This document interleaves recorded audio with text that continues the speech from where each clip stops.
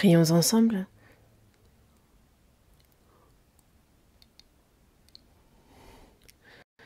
Dieu notre Père, toi qui nous aimes, toi qui es saint et miséricordieux, nous étions éloignés de toi et vivions dans le péché, mais tu es venu nous trouver.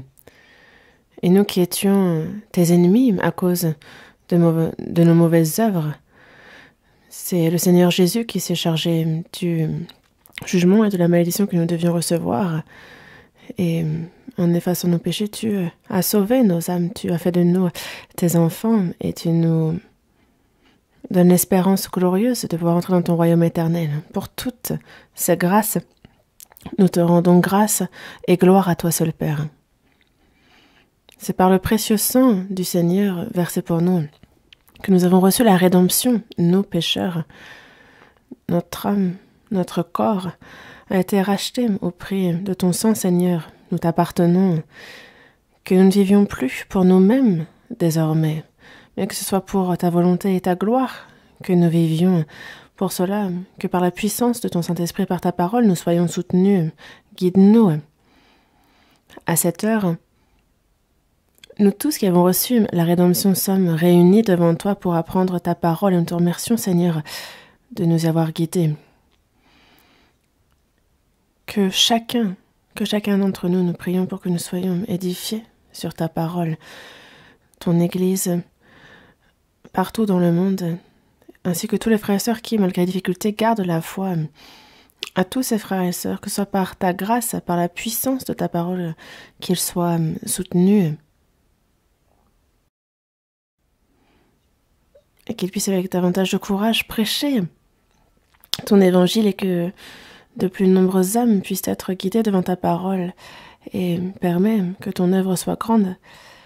À ceux qui sont malades, rétablis-les promptement, que le reste de leur vie puisse être vécu pour ta volonté et ta gloire. Nous prions pour qu'il en soit ainsi. Avec la pandémie de la Covid-19, il y a tous les frères et sœurs qui souffrent. Souviens-toi d'eux et que cette pandémie prenne fin, qu'on puisse librement se réunir, communier, prêcher ton évangile et que de nombreuses âmes puissent être sauvées, que ton œuvre s'accomplisse. Nous prions pour cela, Seigneur.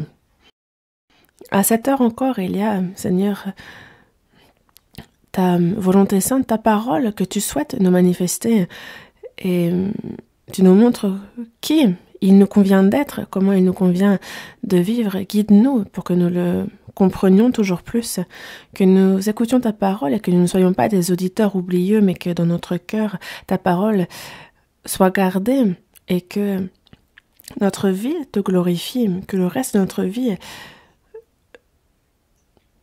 au cours de cette vie, on puisse recevoir tout ce que tu nous as promis dans les cieux et sur la terre. Nous confions dans le Saint-Esprit qui nous guide en toutes choses et nous avons prié au nom du Seigneur Jésus qui nous aime. Amen. La chorale va chanter le cantique qu'elle a préparé.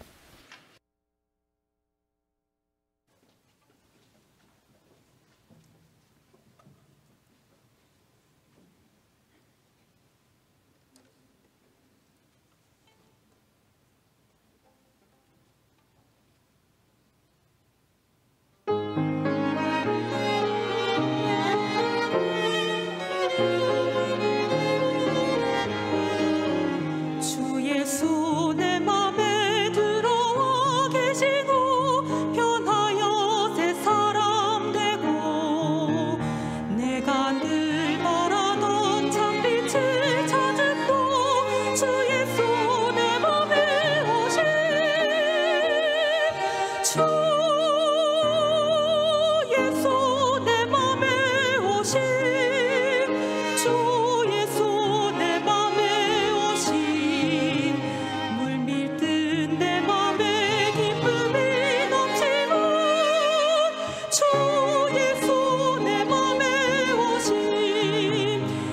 예수 내 맘에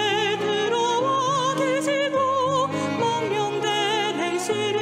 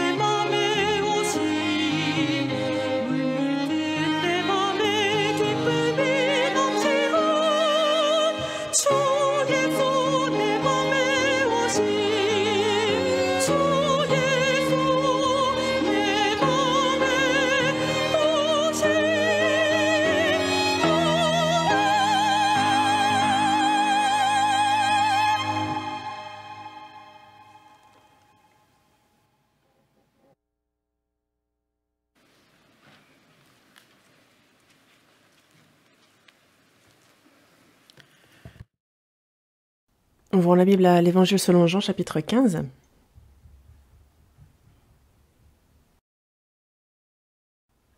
Évangile selon Jean, chapitre 15.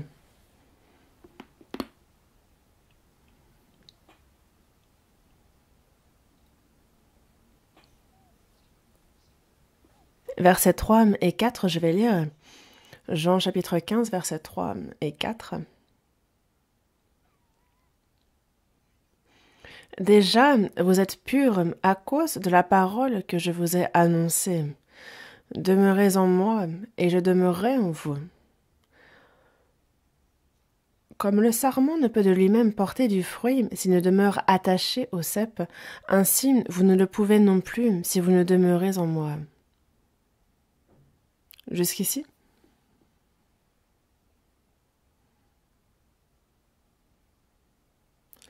Et à cause du virus, de la Covid-19, il y a de nombreuses personnes qui font face aux difficultés. La propagation est forte, mais la mortalité faible, d'après ce qu'on en dit. Mais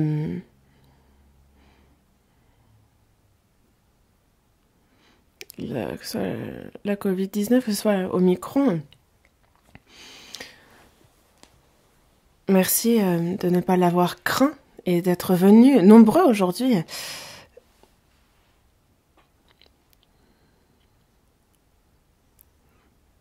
Et je me demande si nombreux sont ceux qui ont peur, mais je me suis un peu inquiétée, mais je vous remercie d'être nombreux à être présents. Il n'y a rien à craindre au sens où nous portons le masque, nous respectons les distanciations sociales, et dans la mesure du possible, on essaie d'être le plus nombreux à être réunis. On ne se réunit pas inutilement n'importe où. Mais dans la vie de foi, en fait, il n'est pas bon que de craindre trop de choses, dans le sens où Dieu nous protège. Il ne protège pas seulement notre âme, mais aussi notre santé, le reste de notre vie. Et il nous protège, il nous accompagne. Et c'est pour cela que quand on obéit à la parole, quand on est pieux dans notre vie, alors il nous protège. Et ça, il faut y croire. Et même si on rencontre des difficultés, même moindres, c'est des occasions pour nous de nous accrocher davantage à Dieu. Dimanche dernier, nous avions vu dans Jean, chapitre 15, en quoi ça consiste de demeurer dans le Seigneur, de vivre en demeurant dans le Seigneur, et je n'avais pas pu tout aborder, donc je vous en reparle. On a lu le chapitre 15, et cette fois-ci, Donc en cette nouvelle année, justement avec le calendrier lunaire, cette nouvelle année, en fait, on a vu dans toute la Corée de nombreux séminaires bibliques être tenus à l'occasion. Et ce que les saints souhaitent ardemment, c'est que donc il y a nos familles, nos proches, nos voisins, nos amis qui ne sont pas encore sauvés, en fait, de très nombreuses âmes. Et notre souhait est qu'ils soient sauvés. C'est aussi la volonté ardente de Dieu. Et c'est aussi ce que nous souhaitons ardemment. Et c'est pour cela que nous, que les temps soient favorables ou non, nous nous efforçons de prêcher cette parole, comme nous le dit un verset de la Bible. Nous, quoi qu'il arrive, nous guidons les âmes qui nous entourent à Dieu afin que on fait les efforts qu'il faut pour que la grande œuvre du salut les touche aussi. Nous prêchons l'évangile et il y a ceux qui cherchent ardemment la parole et ceux-ci sont sauvés, ils sont nombreux. Et avec la Covid-19, concernant le fait de prêcher cet évangile, nous sommes limités dans de nombreux aspects, mais malgré cela, que ce soit sur place ou que ce soit en ligne, nombreux écoutent la parole et on voit l'œuvre s'accomplir et de nombreuses âmes être sauvées. Et désormais, ceux qui sont sauvés, en fait, comment doivent-ils vivre la vie qu'il leur reste sur cette terre? C'est important de l'apprendre. Un bébé, il est important qu'il naisse, qu'il vienne au monde. Et lorsqu'il naît, c'est toute la famille qui se réjouit. Et on dit que dans les campagnes, actuellement, on ne peut plus entendre les cris, les pleurs des enfants, des bébés. Il y a deux raisons à cela, c'est que les jeunes se rendent beaucoup dans la métropole, dans les grandes villes, et ils essaient aussi de ne plus avoir d'enfants. Est-ce que c'est parce que c'est difficile de les éduquer, alors que dans les villages, vraiment, c'est la fête dans tout le village lorsqu'il y a des nouveau-nés. Dans l'église aussi. Évidemment, c'est une heureuse nouvelle que les nouveau-nés, mais lorsqu'il y a une âme qui naît de nouveau, qui reçoit le salut, comme c'est dit dans Luc chapitre 15, verset 7, il y a plus de joie dans le ciel pour un seul pécheur qui se repent que pour 99 justes qui n'ont pas besoin de repentance. Et c'est vraiment quelque chose qui réjouit Dieu, et c'est pour cela que nous le faisons. Et quand les âmes sont sauvées une à une, nous aussi, alors on se réjouit nous-mêmes avec Dieu. Mais on se réjouit donc de sa naissance, on rend grâce pour le fait qu'il soit venu au monde. Mais c'est bien plus important aussi que cet enfant grandisse en bonne santé. Naître est une chose, mais ne pas grandir, ne pas croître, c'est un problème. Soit il est atteint d'une maladie, soit il y a un problème. Quand on reçoit le salut, en même temps, Dieu se réjouit. Et en même temps, il faut grandir en tant qu'enfant de Dieu, il faut grandir dans la foi. Et Dieu me souhaite voir cette croissance, il attend beaucoup de la croissance de cette personne. Lorsqu'une personne est née, il y a des choses qu'elle doit accomplir dans sa vie. La première étant de grandir, de croître. Il y a la naissance, il y a la croissance, il y a aussi atteindre la maturité. Et il en va de même dans la vie de foi. C'est pour cela que lorsque on reçoit le salut, on naît de nouveau en tant qu'enfant de Dieu. Et il y a tout ce processus de croissance. Et une fois qu'on a atteint un certain stade dans la croissance, désormais, on peut être considéré comme mûr. Une personne qui a bien grandi est une personne agréable à Dieu et qui peut l'être toujours plus. Quand on reçoit le salut, cela réjouit Dieu. Mais après notre salut, quand on vit selon sa volonté, alors il s'en réjouit encore bien davantage. Et c'est pour ça qu'après notre salut, il est très important d'apprendre en quoi consiste la vie de foi du chrétien. J'en ai parlé la semaine dernière, mais la vie de foi des sauvés n'est pas une vie de religion. Dans ce monde, il y a tant de religions et ils sont zélés à leur niveau. mais même le christianisme, en fait, je pense que c'est devenu une religion. Les gens se rendent dans les églises, ils vont chanter quelques cantiques, ils vont assister au culte, ils vont donner quelques pièces, prier. Et alors, ils se pensent être de véritables chrétiens. Mais est-ce que c'est le cas? La vie de foi n'a rien à voir avec une vie de religion. Mais les chrétiens nés de nouveau, comment doivent-ils vivre? C'est écrit en détail dans la Bible. Et ça, il faut qu'on l'apprenne en détail aussi et que, comme c'est écrit, selon la parole, non seulement nous grandissions dans la foi, mais aussi il faut qu'une à une, nous fassions tout ce que nous pouvons faire. Nous obéissions au verset que nous pouvons.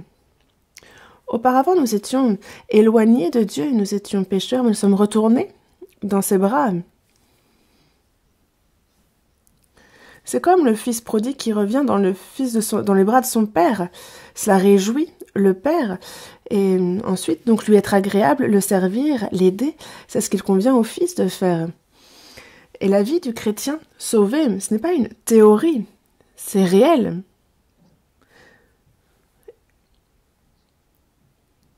Et il nous faut donc apprendre une à une en quoi cela consiste. Il ne faut pas penser que c'est compliqué. Un nouveau-né, quand il naît, il est protégé dans les bras de sa mère et il grandit petit à petit et très naturellement dans cet environnement. C'est simple pour lui. Est-ce que c'est difficile pour un nouveau-né de grandir? Non, il va grandir. Et alors, il va pouvoir être agréable à sa famille, il va pouvoir l'aider, lui rendre service. Et nous aussi, quand on grandit dans la foi, alors on va pouvoir faire selon la volonté de Dieu. Et être précieusement utilisé comme on ne l'aurait jamais imaginé devant Dieu, et on peut même devenir un chrétien mature, vraiment. Et c'est pour ça qu'aujourd'hui,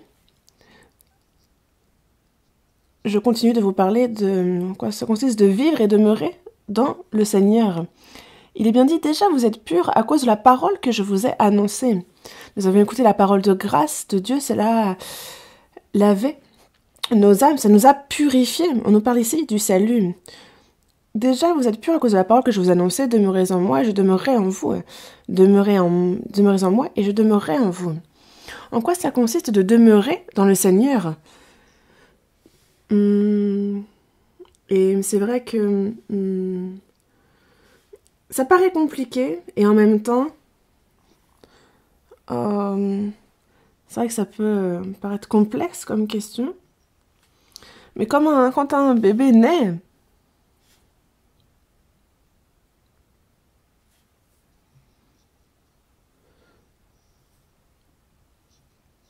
il y a son père, sa mère, il a reçu d'eux la vie et il grandit au sein de l'amour de toute cette famille, de la protection de cette famille. La vie, l'amour, la protection qu'il reçoit et au sein duquel il grandit, c'est dans cela que c'est ça, vivre dans les parents, ne pas les quitter. Et de nos jours, en fait, pour des questions d'éducation, alors qu'un enfant n'est pas encore très âgé, les parents vont l'envoyer à l'étranger, loin, pour son éducation. Je sais pas. Si ça se passe bien, tant mieux, mais peut-être qu'il sera éduqué des connaissances de ce monde, mais pour ce qui est de la foi, ça peut porter préjudice. Où qu'il aille, il faut qu'il soit accompagné de ses parents, il faut qu'il grandisse là où sont ses parents. Que ce soit pour sa personnalité, que ce soit pour son mental, pour sa santé mentale, c'est vraiment très important. Dans ce monde est vraiment cruel et froid, non? Que va-t-il apprendre seul dans ce monde alors? À l'école, peut-être qu'il aura les connaissances scolaires, mais pour ce qui est de sa personnalité, de la formation de son propre caractère, ce sera difficile. Les chrétiens, après avoir reçu le salut, doivent apprendre en quoi ça consiste de vivre dans le Seigneur. Et j'aimerais vous en parler simplement. Demeurez en moi, et je demeurerai en vous. Demeurez dans le Seigneur, et le Seigneur qui demeure en moi. Ça paraît flou et en même temps c'est réel et concret.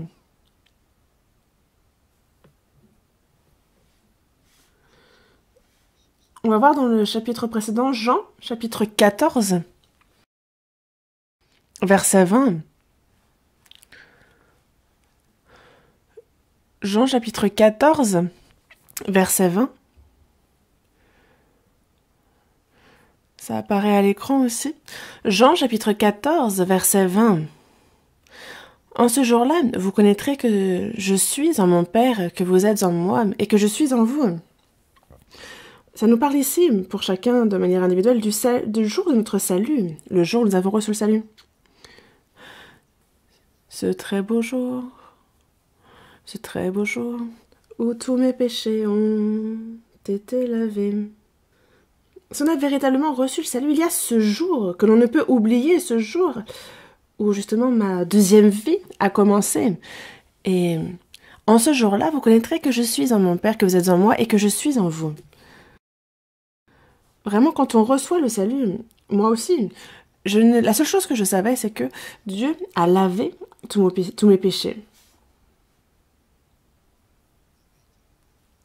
Non pas seulement les péchés passés, mais aussi tous les péchés que je vais commettre et tous les péchés jusqu'à la fin du monde. Le Seigneur les connaît, et tous ces péchés-là, il les a tous ôtés. Il nous a lavés de tous nos péchés. Et par là, il entend qu'il a payé le salaire, le prix de ces péchés. Mais en écoutant la parole, j'ai compris que c'était ça, le salut. Naître de nouveau, recevoir le salut, c'est la même chose. Et c'est là que je me rends compte que, naître de nouveau, le pardon des péchés, le salut, c'est une seule et même chose. Et c'est vrai qu'à l'église, on parle de recevoir l'esprit, de recevoir la grâce, mais j'avais jamais entendu parler de recevoir la nouvelle naissance. Et moi, je me suis dit, il parle d'être sauvé, de la nouvelle naissance, je n'avais jamais entendu parler, et je trouvais ça arrogant de leur part de dire que... Mais maintenant, en fait, justement, ça revient à dire la même chose. Et les gens, justement, disent, comment tu peux savoir si t'es bien né de nouveau? Mais justement, en fait, il y a un pasteur baptiste des États-Unis qui dit justement que tout le monde doit naître de nouveau, que ce soit les diacres, que ce soit les anciens, en fait, il criait ça. Et en fait, j'ai toujours, moi aussi, la cassette, l'enregistrement de ce qu'il disait. Mais en fait, ce qu'il disait surprenait vraiment les gens. Genre, il faut naître de nouveau, il faut être sauvé. Et quand c'est moi qui en parle, personne n'écoute. Mais lui qui avait les cheveux blonds, les yeux bleus, grand, il parlait avec force. Alors tout le monde dit là, il y a bien l'air de falloir être sauvé. Mais maintenant, naître de nouveau, c'est le nouveau mot à la mode. Naître de nouveau, le salut. Et en fait, c'est devenu vraiment bizarre ce qui est prêché. Ils n'ont pas même l'assurance du salut, ils disent être nés de nouveau quand? Depuis le jour où ils ont cru, depuis le jour où ils ont été à l'église. En fait, c'est très flou, mais ça aussi, c'est un problème.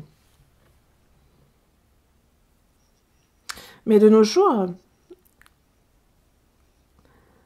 les gens s'imaginent que, à l'époque où l'on vit, déjà aller à l'église, c'est une très bonne chose, ils reconnaissent que déjà y aller, c'est une grande chose. Mais concernant le fait d'être né de nouveau, le fait de devoir recevoir le salut, les gens ne sont pas précis, ne sont pas clairs sur en quoi cela consiste. Et parce que c'est la personne qui prêche qui n'est elle-même pas sauvée, Et donc comment pourrait-elle enseigner comment naître de nouveau? J'imagine que le zèle suffit et qu'il faut bien croire. Évidemment que non.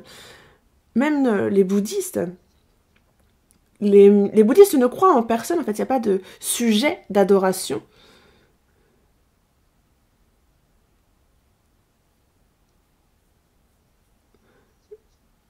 En fait, c'est un peu comme une philosophie de vie, le bouddhisme. Mais eux, regardez combien ils sont zélés. Ils n'ont pourtant pas de sujet de foi, mais justement, il y a ce qui a été écrit de main d'homme, et c'est devant, par exemple, des fois, devant des statues qu'ils sont zélés à faire des révérences, à se prosterner.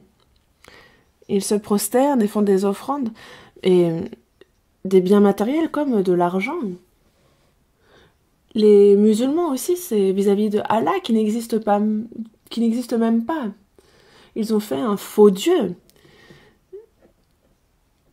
Ils ont mis un petit peu de contenu de la Bible et ils ont fait un faux Dieu, c'est ça, le Coran. Mais ils meurent, ils se tuent même pour ce Dieu qui n'existe pas, pour Allah. Et les chrétiens qui ne sont pas nés de nouveau sont zélés aussi. Mais il n'y a absolument rien de différent avec la religion.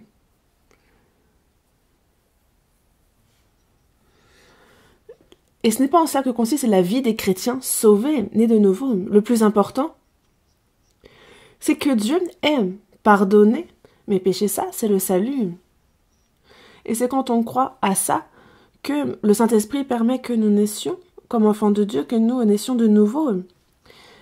Et ensuite, ce qui est important aussi, moi aussi, j'apprends la Bible et durant 4 ans, j'ai suivi des cours dans une école de théologie, mais je ne connaissais pas cette vérité. On n'enseigne pas qu'il faut naître de nouveau dans les écoles de théologie.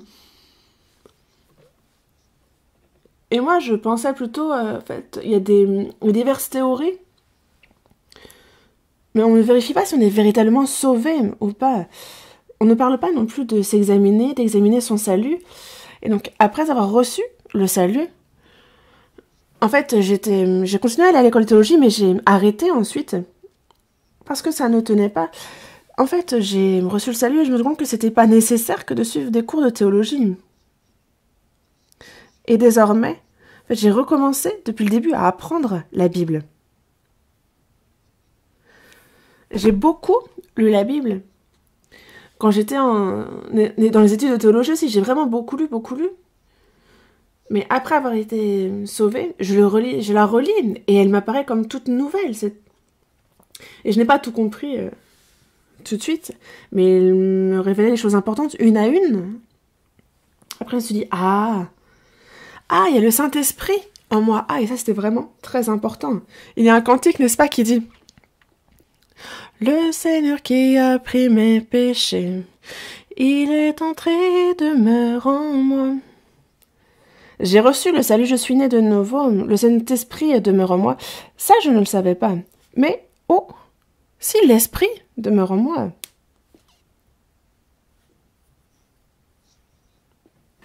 Le Saint-Esprit demeure en moi et je l'ai appris. Mais qui est l'Esprit? C'est l'Esprit de Dieu, l'Esprit de Christ. C'est du même Esprit dont on parle ici. Et c'est pour ça que dans Galates, on nous dit bien... Est-ce que vous avez reçu, justement, est-ce que vous avez reçu cet esprit par les œuvres de la loi ou par la prédication de la foi? C'est quand on nous a prêché la parole, c'est alors que le Saint-Esprit est venu. Et dans la première épître aux Corinthiens, chapitre 2, dans le verset 12... Dans le verset 12, il est dit, on va voir ce verset, Première épître aux Corinthiens, chapitre 2,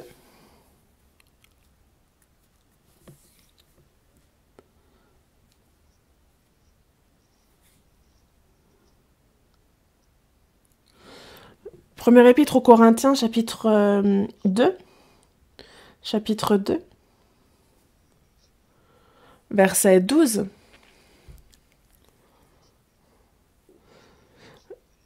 Première épître aux Corinthiens, chapitre 2, verset 12. Or, nous n'avons pas reçu l'esprit du monde, mais l'esprit qui vient de Dieu, afin que nous connaissions les choses que Dieu nous a données par sa grâce.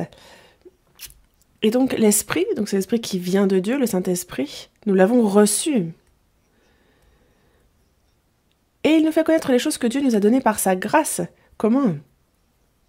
C'est pas parce que je suis intelligent ou que j'ai compris quelque chose. Non, c'est quand le Saint-Esprit est en moi, alors il nous fait connaître les choses que Dieu nous a données par sa grâce. Qu'est-ce que vous en pensez? Et c'est pour ça que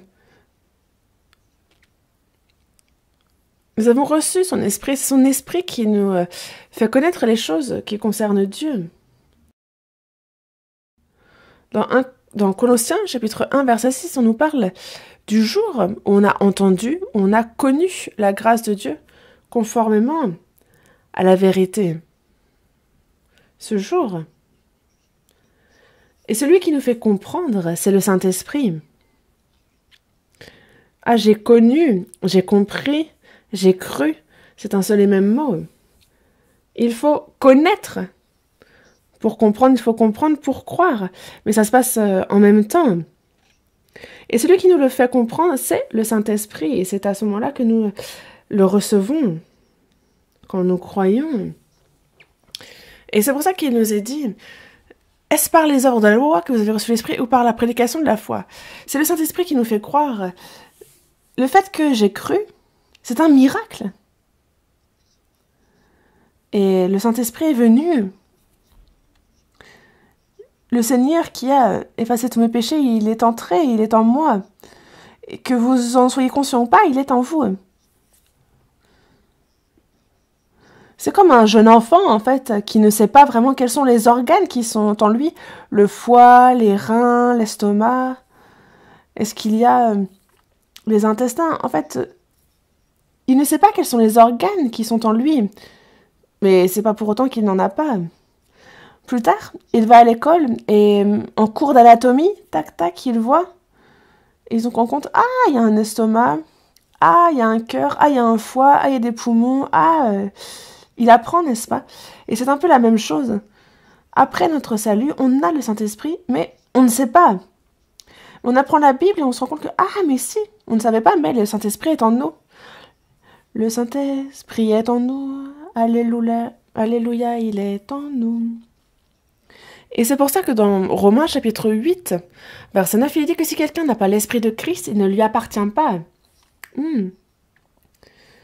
Être chrétien, ce n'est pas...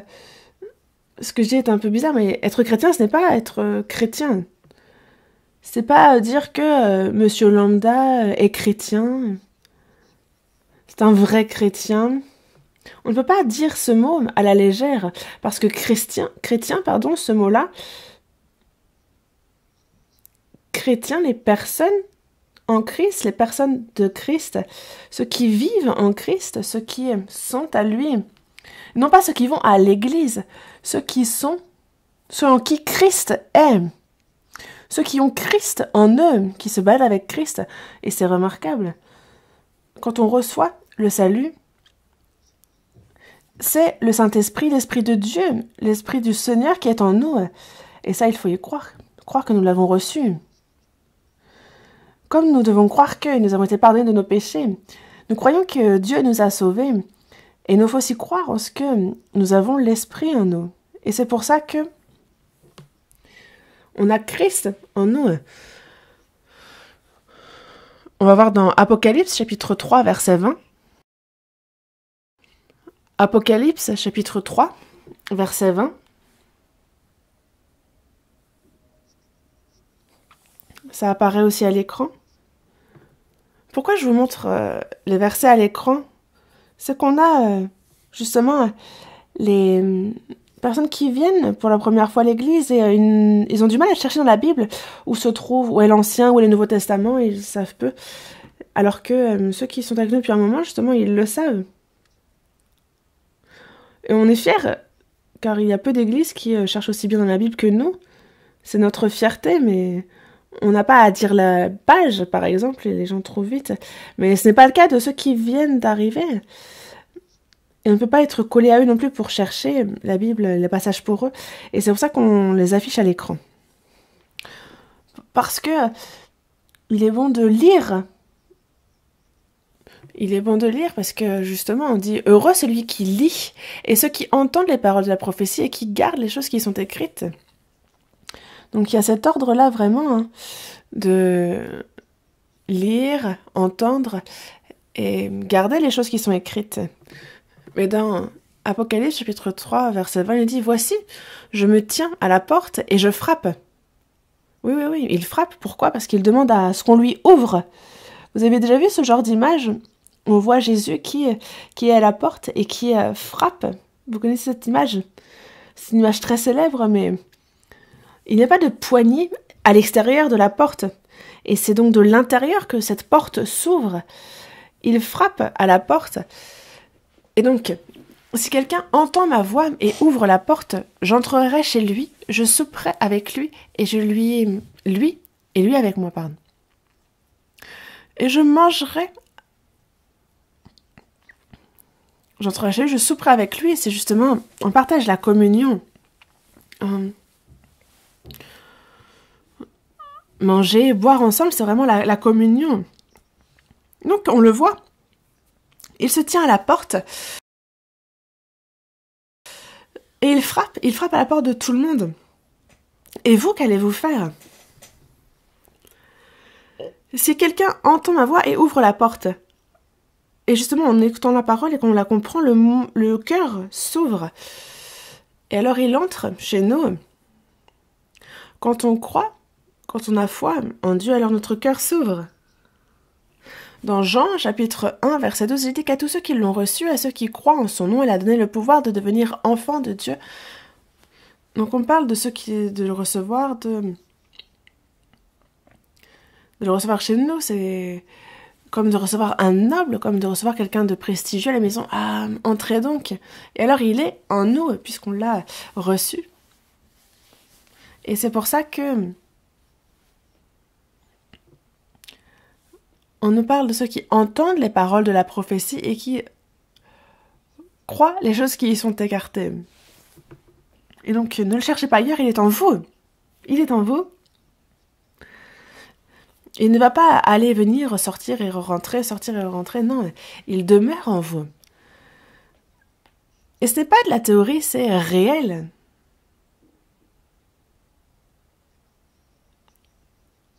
Et justement, donc ceux qui sont sauvés accueillent, reçoivent le Seigneur, mangent avec eux, communient. Il y a donc cette communion. Et donc il faut déjà à titre personnel recevoir le Seigneur et croire que le Seigneur est en nous. C'est pour ça que dans la première épître aux Corinthiens, chapitre 6, verset 19, il est dit « Ne savez-vous pas que votre corps est le temple du Saint-Esprit qui est en vous et que vous avez reçu de Dieu ?» Le Saint-Esprit est en nous, donc on peut dire de ce corps qu'il est le temple. Et qu'est-ce que le temple?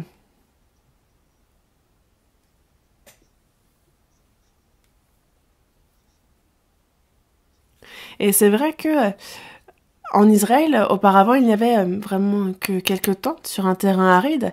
Et en fait, tout ce que l'homme avait créé ne suffisait pas à alimenter. Et justement, on a cette mission où on voit le peuple d'Israël qui se rend pour explorer à leur tour.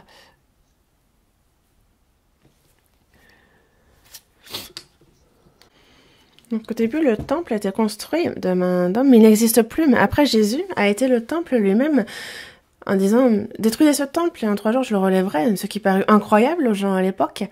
Mais dans Jean, chapitre 2, on voit que Jésus parlait du temple de son corps.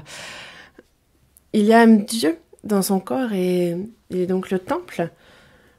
Ne savez-vous pas, justement, que je mourrai, mais que 3 jours après, je me relèverai. Donc il ressuscitera de sa mort, et c'est ce dont il parlait réellement. Après le départ de Jésus, où est le temple? Dans chacun de ceux qui ont reçu le salut, il y a l'Esprit qui est en eux, et il donne le temple Dans la première épître aux Corinthiens, chapitre 6, verset 19, « Ne savez-vous pas que votre corps est le temple du Saint-Esprit qui est en vous, que vous avez reçu de Dieu ?» Mais les sauvés ne le savent pas. Et parce que ce corps est le temple, alors il ne faut pas souiller ce corps. Dans tous les cas, c'est donc une question très importante. Croire en ce fait est vraiment le départ dans la vie de foi. Pourquoi? Parce que la vie de foi ne consiste pas en ce que Dieu soit éloigné de nous, là-bas, au fond, et que quand je vais à l'église, je vis pour Dieu, quand dans la semaine, je vis pour moi. Non, ce n'est pas ça. Il est en nous. Où que j'aille, le Seigneur, il va avec nous. Et est-ce que vous pourriez aller dans un endroit où justement il ne fait pas bon aller pour Jésus? Est-ce que vous pourriez aller l'emporter là-bas? Est-ce que vous pouvez faire des choses, vous comporter d'une manière qui ne plairait pas au Seigneur? Seigneur, aujourd'hui, je vais aller ici, je pense que tu t'apprécierais pas trop, donc reste à la maison et repose-toi. Je reviens rapidement. Que dirait le Seigneur? Va. Vous pensez que c'est ce qu'il va répondre? Je viens avec toi. Le Seigneur est en nous, qu'est-ce que vous voulez? Est-ce que vous allez aller en boîte de nuit avec le Seigneur en vous? Vous allez vous allez gigoter avec le Seigneur en vous? Vous allez boire un coup avec le Seigneur en vous? Non. C'est un fait. Et c'est pour cela que, personnellement, le Seigneur est en nous. Et ce jour-là, vous connaîtrez que je suis en mon Père, que vous êtes en moi et que je suis en vous. Quand vous mettez le fer dans le feu, il y a les braises dans lesquelles on met le feu. Et alors, le feu va devenir rouge. Et en fait, c'est un peu... il y a un peu comme le fer qui va dans le feu et le feu qui entre dans le fer. En fait, est-ce que c'est le fer? Est-ce que c'est le feu? Ça... En fait, le fer, quand tu le mets dans les braises, alors il s'enflamme vraiment. Et donc, ça forme un avec le feu. Et c'est pour cela que dans la première épître aux Corinthiens, chapitre 6, verset 17, il est bien dit que celui qui s'attache au Seigneur est avec lui un seul esprit. Mon esprit et l'esprit du Seigneur ne forment plus qu'un, et c'est désormais, ils sont indissociables. Je suis devenu un avec le Seigneur. Et c'est pour cela que c'est très important, et c'est pour ça que je vous en parle. Et on va continuer à apprendre sur cela à l'avenir, car c'est, en ce qui concerne la vie de foi, c'est vraiment la base, et c'est vraiment une question très importante. Il y a donc en nous le Saint-Esprit, mais ça, il faut y croire, que cet esprit demeure en nous. Et aussi, deuxième chose, lorsque ceux qui sont sauvés se réunissent entre eux, alors là aussi, c'est le temple. On va voir dans 1 Corinthiens, chapitre 3, verset 16. 1 Corinthiens, chapitre 3, verset 16. « Ne savez-vous pas que vous êtes le temple de Dieu et que l'Esprit de Dieu habite en vous ?» Ici, en fait, dans 1 Corinthiens, chapitre 3, verset 16, on nous parle de vous. Et ça parle des saints qui sont dans l'Église, de ceux qui sont sauvés, unis dans un même troupeau par cet esprit. Et donc, ils forment ainsi l'Église, en grec, ecclésia. Ecclésia, ça veut donc être sauvé, être désormais séparé du monde. Et ensemble, les gens de ce monde peuvent très bien se réunir, ça n'en fera pas une église. Et quand on parle d'église, les gens pensent en premier à un bâtiment, en fait, justement à ces pierres assemblées les unes sur les autres. Et ils voient un bâtiment, ils disent par exemple une cathédrale, ils voient un bâtiment, ils disent wow, l'église est super grande. Non, ce n'est pas le bon mot, ce n'est pas une église. Ce n'est pas l'église selon la description qu'en donne la Bible, non.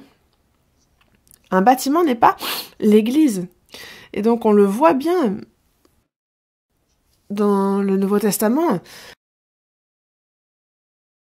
Aquilas et Priscille, avec l'église qui est dans leur maison Nymphas, et l'église qui est dans sa maison à Archippe, à l'église qui est dans sa maison. En fait, auparavant, ils se réunissaient dans les maisons. Et quand on se réunit dans les maisons, en fait, l'église est formée par ceux qui sont réunis dans cette maison, par les saints, nés de nouveau, ce troupeau. Seul, on ne peut pas former l'église. Il y a un troupeau séparé saintement qui est réservé pour Dieu, ce troupeau-là, sur terre, jusqu'à ce qu'il entre au ciel, et c'est cela, l'Église. Mais alors, qu'est-ce que ce bâtiment? En fait, si on veut avoir un nom précis, c'est vraiment le bâtiment de l'Église, c'est là où se réunit l'Église. De nos jours, c'est un peu difficile de voir cela, mais auparavant, en fait, devant les maisons, il y avait justement un écriteau, et sur cet écriteau, on voyait monsieur machin, madame machin. Et ce n'est pas la maison qui est monsieur machin ou madame machin, ça désignait justement les propriétaires, justement qui habitent dans cette maison. Le bâtiment de l'église, c'est comme ici, par exemple, ici c'est l'église centrale. Mais ici, on est dans le bâtiment de l'église centrale, et ce n'est pas ce bâtiment qui est l'église centrale, non.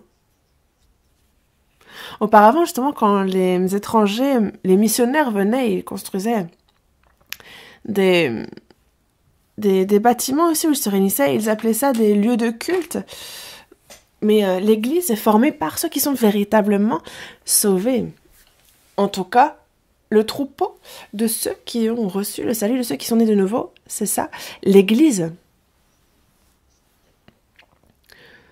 Ne savez-vous pas que vous êtes le temple de Dieu? Donc ceux qui sont sauvés sont le temple de Dieu, parce que l'Esprit de Dieu habite en nous. Ne le savez-vous pas que cet Esprit de Dieu habite en vous, et donc vous êtes le temple de Dieu? Et si quelqu'un détruit le temple de Dieu, alors Dieu le détruira. On ne parle pas ici d'aller en enfer. Mais une personne sauvée, si elle ne fait pas attention, en fait, elle peut justement affliger le Saint-Esprit, alors qu'il nous est dit d'être saints comme notre Père est saint. Et donc, dans tous les cas, c'est une question vraiment importante. Et donc, les saints, nés de nouveau,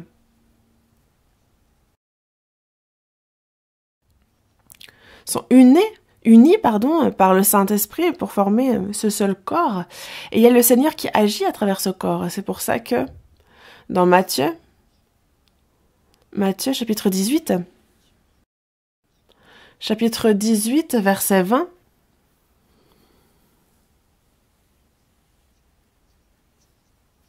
pour ceux qui n'ont pas la Bible, vous pouvez checker à l'écran. Car là où 2 ou 3 sont assemblés en mon nom, je suis au milieu d'eux. Faut être précis, en fait. L'Église commence par là où 2 ou 3 sont assemblés en mon nom. C'est là que, justement, je suis au milieu d'eux. Il ne faut pas se méprendre. Certains disent que en fait, il y a des temples, il y a pas beaucoup de personnes, en fait, et qui pensent qu'il dit pour cela que 2 ou 3 sont ici assemblés. Mais s'il y a le Seigneur avec eux, alors comme c'est dit dans Philippiens, c'est lui qui fait que les genoux se plient devant le Seigneur. Quand une personne est sauvée, en fait, il nous agenouille devant lui. Imaginez, en fait, imaginez que dans ce sermon, il y a le Saint-Esprit qui entre par la porte. Qu'est-ce qu'il faudrait faire? Enfin, pas le Saint-Esprit, par exemple, Jésus ou l'apôtre Paul.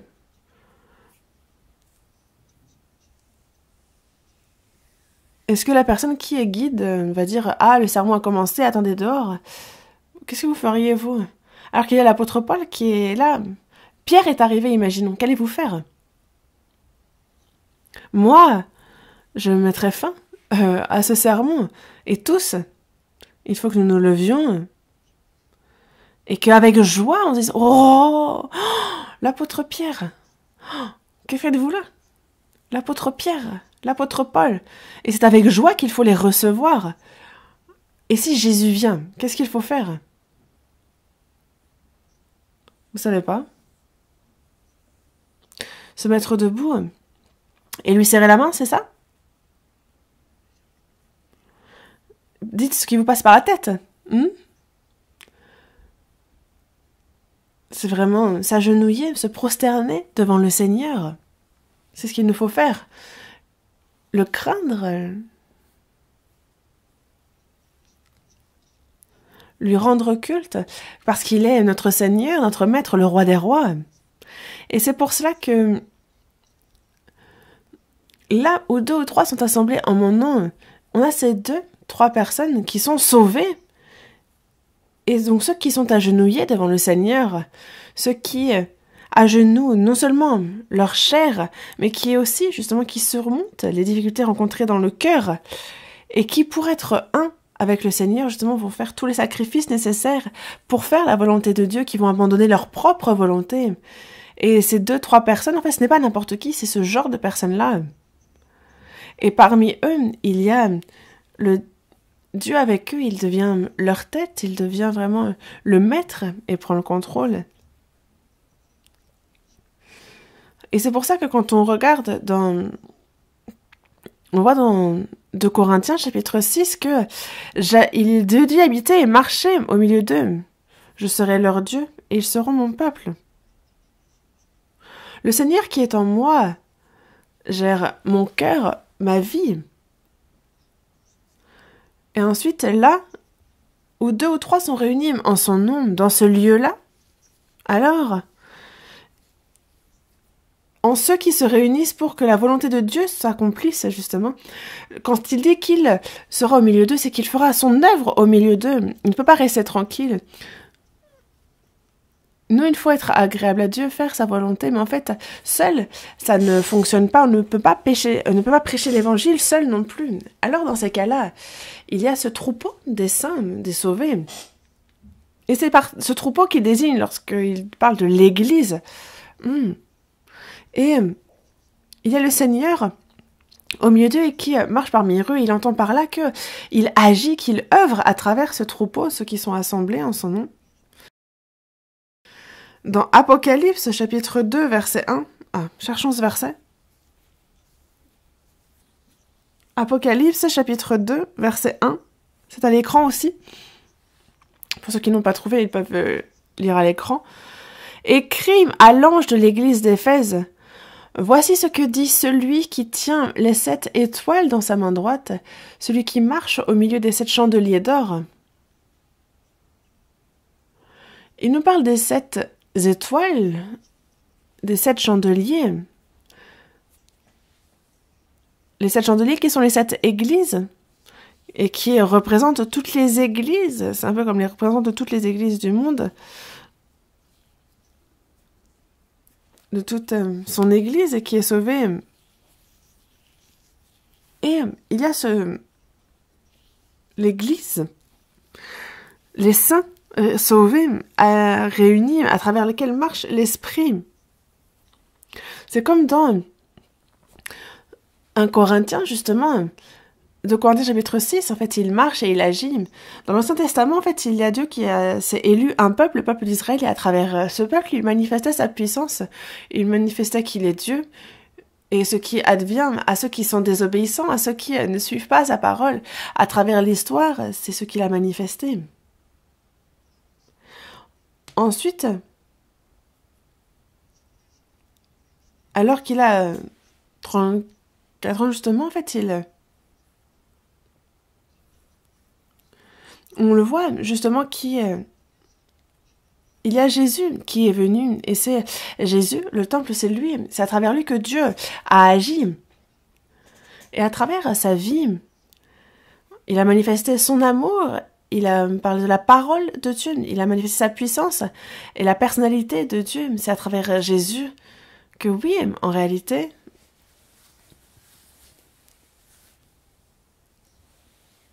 comme c'est dit dans Jean chapitre 1, en fait, au commencement était la parole était avec Dieu, et la parole était Dieu. Et justement que la parole a été faite chair, elle a été incarnée. Et c'est donc Jésus qui est l'incarnation de la parole. La parole de Jésus, c'est la parole de Dieu. Il a fait justement renaître, il a fait revivre ceux qui étaient morts, il a purifié des malades, il a multiplié les pains pour 5000 personnes. Évidemment que Dieu est en Jésus, c'est lui qui peut calmer les eaux, c'est lui qui fait tout. Et donc à travers Jésus, Dieu a été manifesté.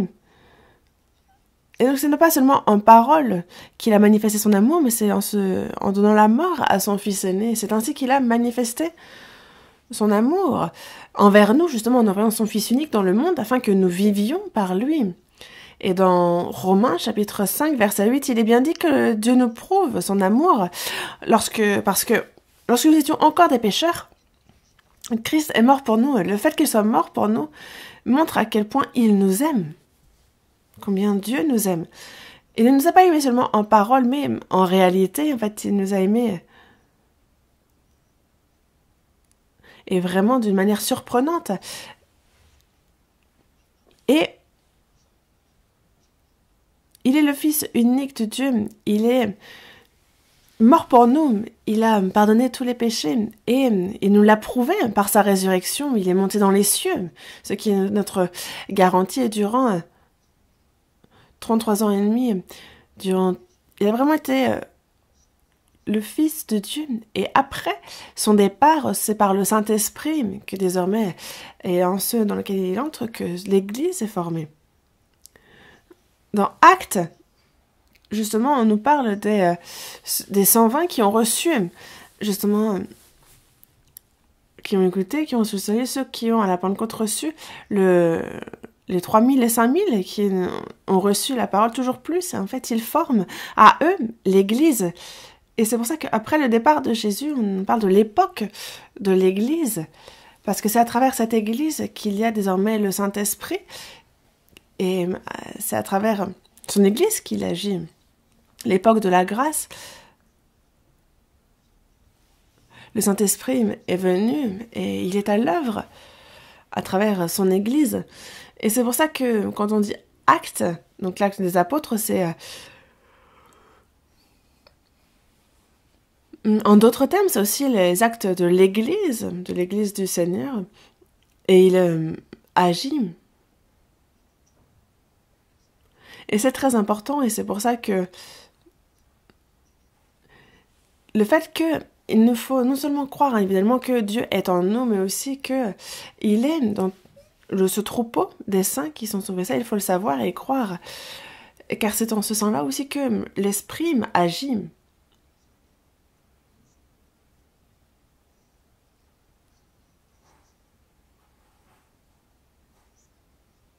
Et on a donc cette grâce abondante de Dieu. Il y a cette vie dont il nous nourrit constamment quand on demeure en lui.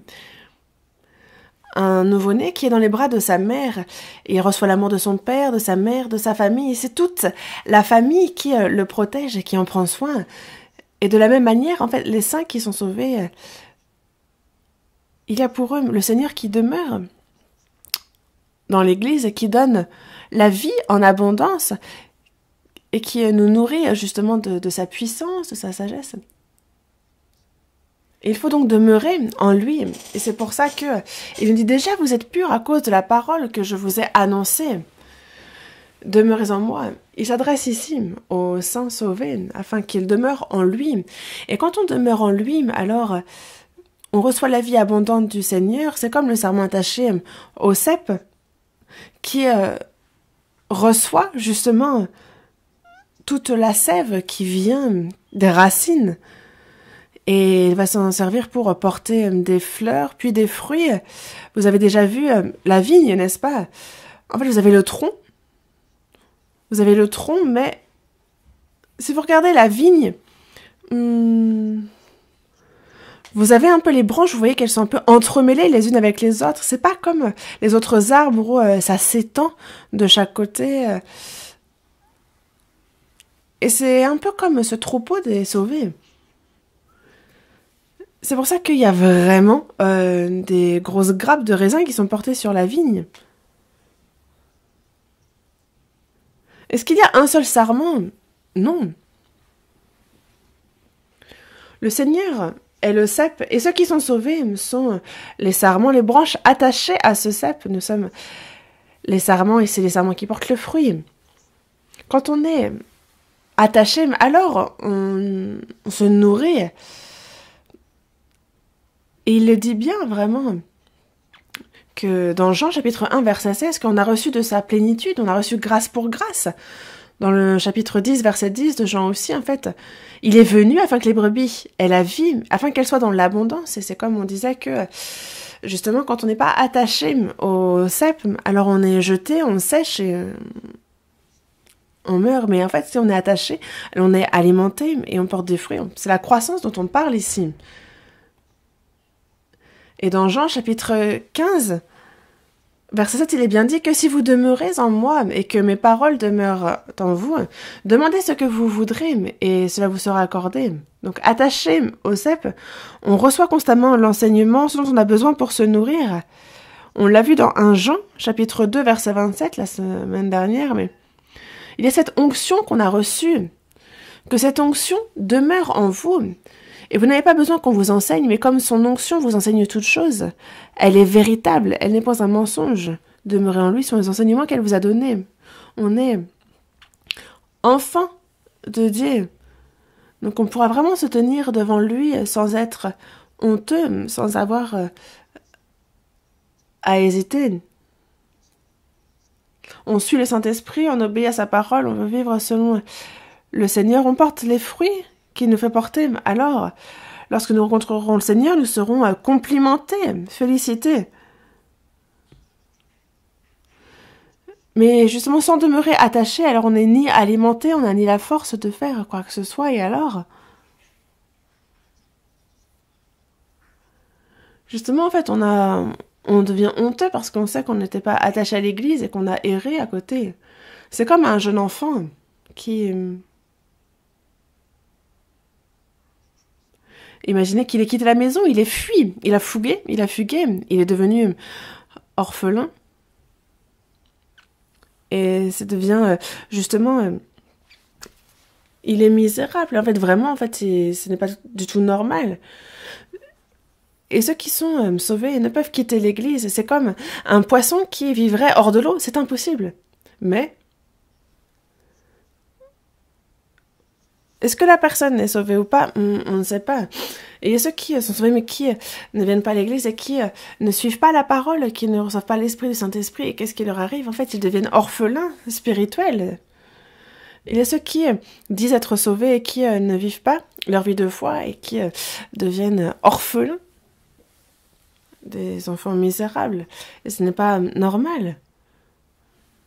Après le salut, il faut tous être attachés au cep, à l'église où on a reçu le salut. Par quoi? Parce que c'est là que le Saint-Esprit est à l'œuvre, que son œuvre du salut s'accomplit. Et justement, il y a cette grâce, il y a cet esprit, il y a ces paroles qu'il veut nous donner et qui sont dans son église, toutes les paroles qui nous sont nécessaires. En fait, il nous enseigne tout quand on demeure dans son église. Et qu'on continue à apprendre la parole, alors on voit notre cœur, on voit notre vie changer. Et désormais, le temps passe et on est surpris soi-même. On se dit, oh, quand est-ce que j'ai changé comme ça? On s'éloigne des amis que nous avions dans ce monde, des amis qui ne croient pas. On ne vit plus comme eux. Et c'est en tant qu'enfants de Dieu que nous sommes avec les frères et sœurs, nous servons le Seigneur et nous vivons ainsi. Et on peut vraiment parler d'une vie séparée du monde. Mais si on quitte l'église, on ne peut plus rien faire. Plus rien. On ne peut pas changer. Le diable ne peut nous ôter notre salut. Si on est véritablement sauvé, il ne peut le reprendre. Si on a véritablement reçu le salut, alors on ne nous prendra pas notre salut, mais on peut décevoir par notre vie de foi. Pourquoi? Et comment? Il suffit de quitter l'église. Pourquoi quitter l'église? Ah, le pasteur me parle pas trop. Il me plaît pas. Je sais pas trop ce que je lui ai fait, mais en tout cas, il me plaît pas trop. Oh, non, vraiment, il me parle pas.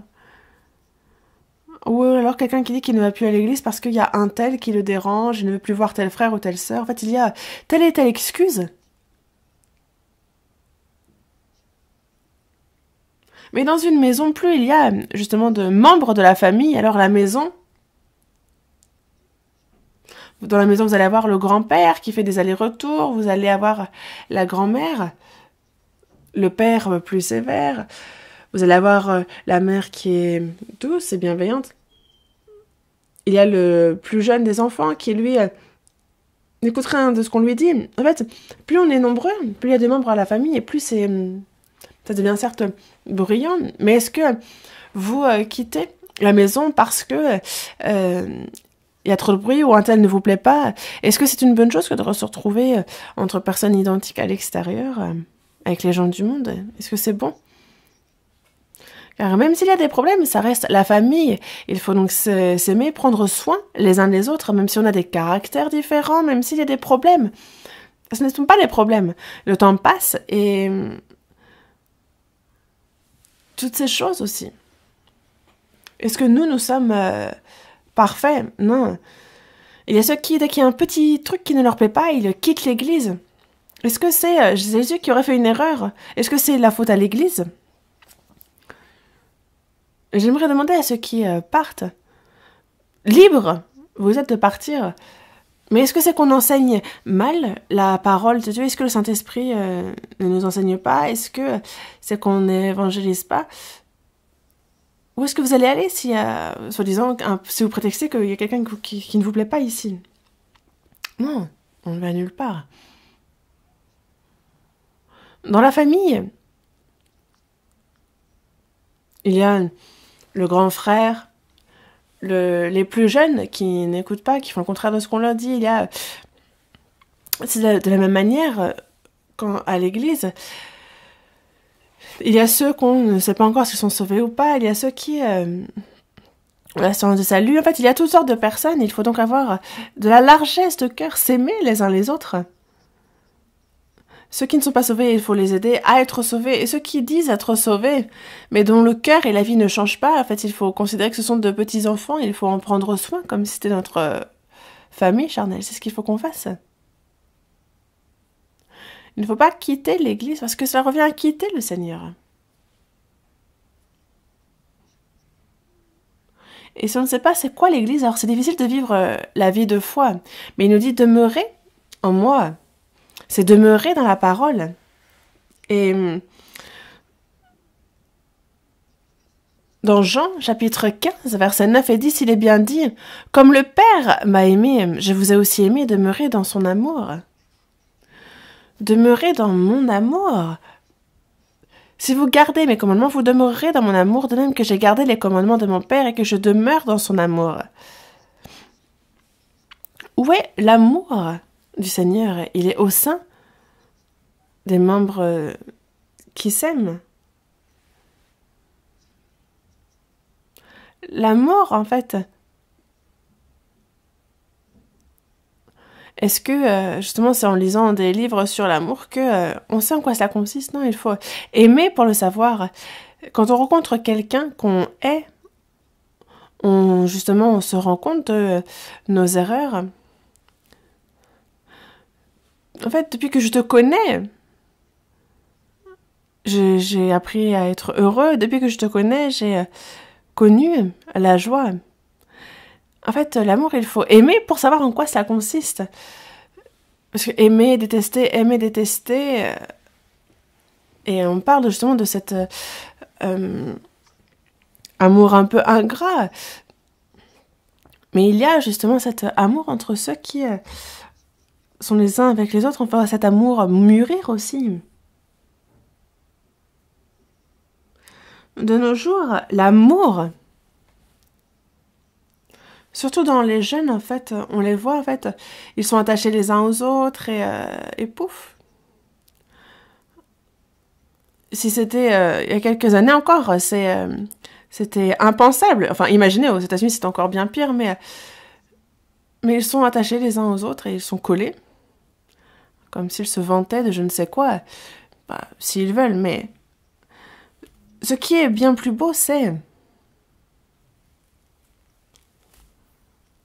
quand vous allez dans les parcs, vous voyez des grands-pères, des grands-mères qui se tiennent par la main et ils avancent tranquillement, ils s'assoient, ils se posent sur un banc et je sais pas ils ont tant de choses à se dire, en tout cas ils discutent. Et que se disent-ils selon vous? Ils ont élevé les enfants sont mariés, ils ont des petits-enfants, en fait ils restent tous les deux. Ils se disent, ah, tu peux pas partir avant moi, et toi non plus. Ah, ça n'a pas été simple pour toi de te marier à moi, mais ah, merci à toi aussi. C'est certainement ce dont ils parlent, n'est-ce pas? Moi, quand je vois ces grands-pères, ces grands-mères, quand je les vois ainsi, ça me paraît pur. C'est un véritable amour. Et non pas quelque chose d'émotionnel, quelque chose de charnel, de physique. En fait, ce n'est plus cet amour-là, mais c'est vraiment un amour mûr, un amour personnel. Et l'amour de Christ aussi. On quitte le physique, l'émotionnel, on quitte l'humain, et petit à petit, en fait, on ressemble à Christ dans cet amour aussi. Demeurer dans mon amour. Et c'est dans son Église qu'il y a justement son amour. Et c'est pour ça que dans la première épître aux Corinthiens, chapitre 4, verset 12, il est dit que personne n'a jamais vu Dieu, mais si nous nous aimons les uns les autres, Dieu demeure en nous et son amour est parfait en nous. Personne n'a jamais vu Dieu, mais si nous nous aimons les uns les autres, alors Dieu demeure en nous et son amour est parfait en nous. Et non pas seulement donc en parole, mais dans ceux qui sont sauvés, en fait, cet amour petit à petit va croissant et il mûrit petit à petit pour ça devient la personnalité même de cette personne.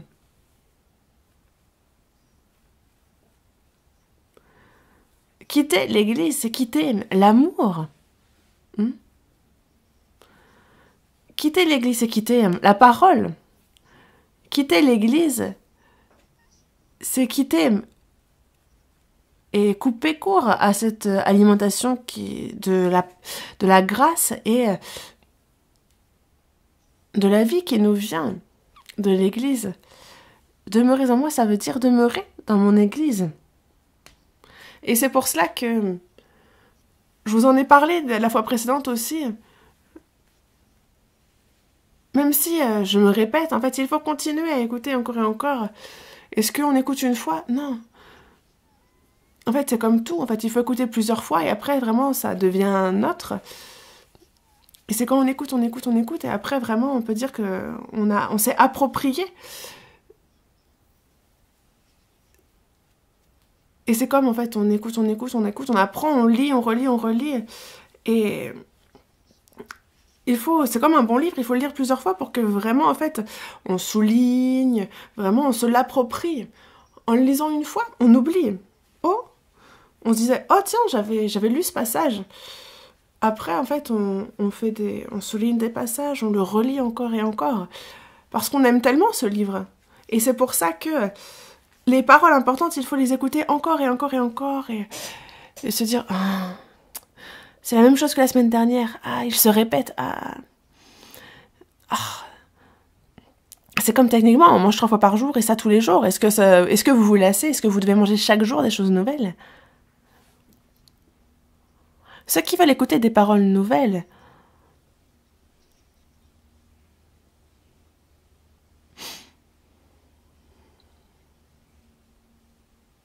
non. On écoute, dites-moi l'histoire de ce grand amour du Seigneur. L'apôtre Paul a bien dit, justement, je me répète, je vous en reparle, mais c'est pour votre sûreté. C'est facile pour celui qui parle de répéter, mais c'est surtout sûr pour ceux qui écoutent. Il y a ceux qui n'ont que de grandes oreilles et qui n'obéissent pas. Et à quoi ça sert bien de connaître tout ça, en fait? Qu'est-ce que vous allez en faire, en fait? Ce n'est que des connaissances qui s'accumulent.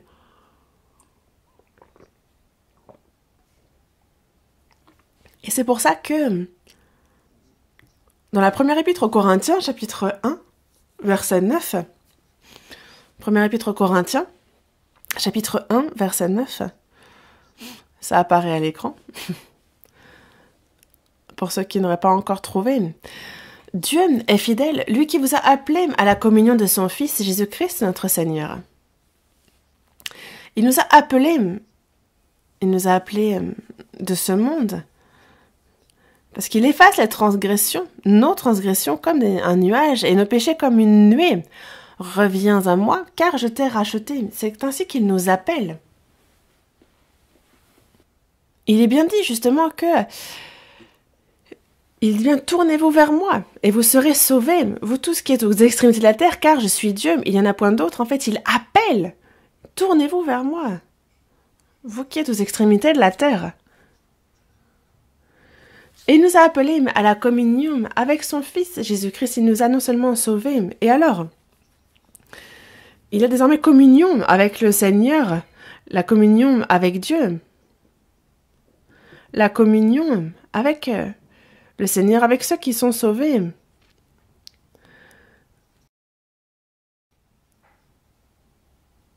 Et en fait, justement, la communion, que ce soit la communion, l'Église, c'est vraiment une relation, c'est le même mot. Dans la première épître aux Corinthiens, première épître de Jean, chapitre 1, verset 3. Première épître de Jean, chapitre 1, verset 3. À l'écran encore. Ce que nous avons vu et entendu, nous vous l'annonçons à vous aussi, afin que vous aussi vous soyez en communion avec nous. Or, notre communion est avec le Père et avec son Fils Jésus-Christ. Donc, la première épître de Jean s'adresse à ceux qui sont sauvés pour expliquer ce qu'est la communion. Notre communion, donc fellowship, la communion,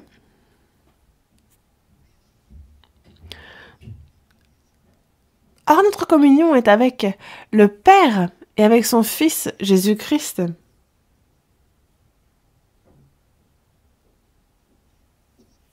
Et c'est de la communion dont on parle, et c'est de cela qu'on utilise, c'est le mot qu'on utilise pour parler de l'Église.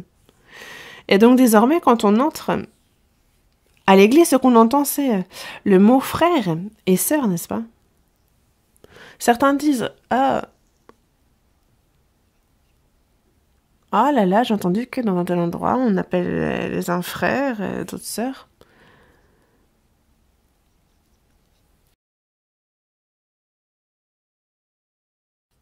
Et en fait, c'est qu'on est aussi un peu comme compagnons. En fait, on partage, on a le même but, on œuvre pour la même chose. En Christ, ce sont les mots frères et sœurs. Il n'y a pas plus beau que cette appellation. Frères, sœurs, frères et sœurs bien-aimés. En fait, c'est vraiment une manière d'appeler qui est très respectueuse, qui est très belle. Frères et sœurs. Lorsque Jésus a ressuscité, justement, il y a ce que le Seigneur a dit aux femmes qui étaient venues le trouver devant la grotte. Il a dit, justement, retournez vers vos frères, sachez que, justement, il appelle ceux, désormais, il n'a pas honte d'appeler frères, ceux pour qui il mourut, ceux qui croient en lui. Il était fils unique, n'est-ce pas? Mais il y a ce grain qui est tombé en terre et qui est mort et qui a donné et enfanté beaucoup de fruits. Et donc, Jésus n'est plus du tout fils unique, il est devenu l'aîné, il est devenu les prémices, il est le grand frère, et nous sommes les petits frères. Et il n'a pas honte de nous appeler frères. My brother, c'est vraiment... Il est devenu mon frère. Et on dit, mon Dieu est ton Dieu, mon Père est ton Père, mon Dieu est ton Dieu. My father is your father. Et c'est vraiment de très belles expressions, n'est-ce pas? De notre Père qui est aux cieux, notre Père. Et nous sommes frères et sœurs. Et à quel point est-ce que cette communion est belle? Et c'est pour ça que les saints qui sont sauvés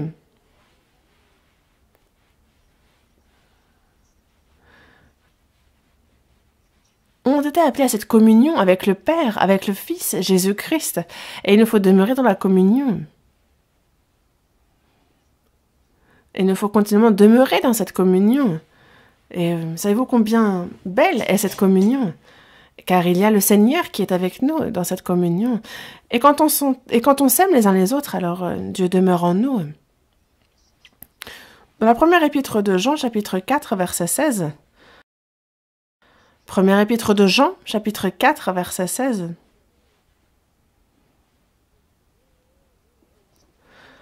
Vous pouvez aussi regarder à l'écran. Et nous avons connu l'amour que Dieu a pour nous et nous y avons cru. Dieu est amour et celui qui demeure dans l'amour demeure en Dieu et Dieu demeure en lui. À quel point nous a-t-il aimés? Dieu nous a tant aimés qu'il a donné son Fils unique, il a été jusqu'à le livrer sur la croix pour y mourir. Et c'est afin que ceux qui ont cru ne périssent point mais qu'ils obtiennent la vie éternelle. Et c'est donc par cet amour qu'il nous a sauvés. Et quand nous avons vu Jésus, nous avons cru en son amour. Et ce n'est pas cet amour humain, c'est un amour, c'est agapé, un amour saint, un amour éternel, un amour inconditionnel, un amour absolu, un amour parfait. C'est de cet amour-là qu'il nous a aimés. Et nous avons connu l'amour que Dieu a pour nous et nous y avons cru. Dieu est amour. Et celui qui demeure dans l'amour demeure en Dieu et Dieu demeure en lui. Où est Dieu? Il est dans ceux qui sont dans l'amour. Dans Jean, chapitre 13, verset 34, il est dit « Je vous donne un commandement nouveau. Aimez-vous les uns les autres, comme je vous ai aimé, vous aussi aimez-vous les uns les autres. » Dieu a aimé le Fils, son Fils unique, et il nous a tout autant aimés. Il nous dit de demeurer dans son amour. Demeurer dans le Seigneur, c'est demeurer dans cet amour. Ceux qui sont sauvés, lorsqu'ils s'aiment les uns les autres, c'est là que le Seigneur demeure. Quitter la communion, c'est quitter l'amour du Seigneur, quitter l'Église, c'est cela. C'est quitter cet amour. Il y a ceux qui, justement, qui quittent et qui veulent faire comme bon leur semble. C'est comme un enfant qui dit « Ah, j'ai pas besoin de mes parents, j'ai pas besoin d'être protégé, j'ai pas besoin de mes frères et sœurs. Je vais faire comme j'ai envie désormais. » Comment il peut faire ça?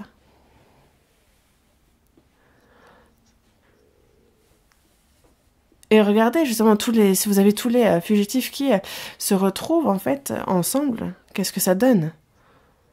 Imaginez un fils d'une famille riche qui quitte, qui fugue. Et vous le retrouvez dans une aire d'autoroute à faire le plein pour les voitures, alors que il est riche, mais il a sa famille l'embête, alors il se retrouve avec ceux qui ont fugué aussi. On ne peut pas quitter l'Église, vous le savez.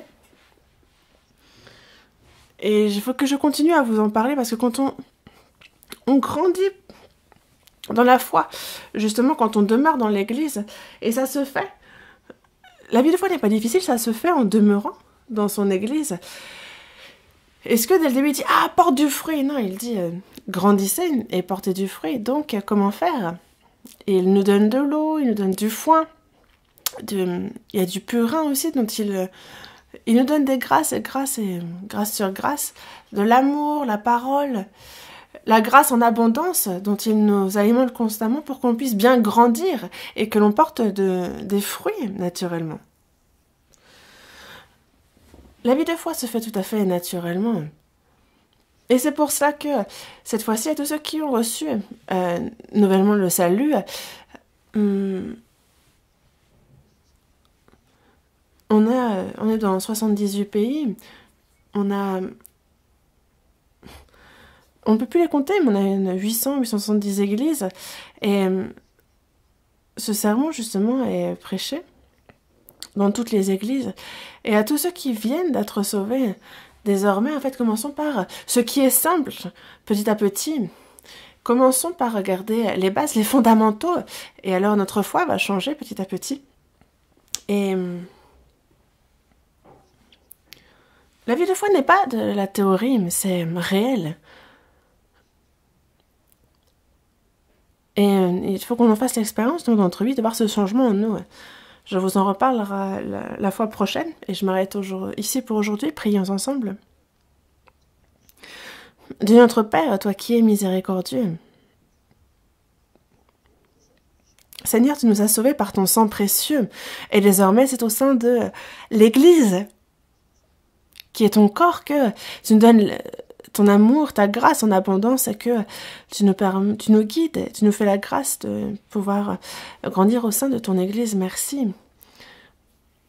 Soutiens-nous toujours plus par ta main miséricordieuse, par ta main puissante, que notre vie ne soit pas vaine, mais que au cœur de l'Église, qui est ton corps, que nous puissions, Seigneur, être guidés, dirigés par toi, et que ce soit au cœur de la volonté du Père que nous puissions vivre le reste de notre vie sur cette terre. Guide-nous pour cela et fais qu'aucun de nous, Seigneur, ne s'éloigne de ta grâce, que nul ne quitte ce troupeau saint, et pour cela guide-nous. Nous avons prié en du Seigneur Jésus qui nous aime. Amen.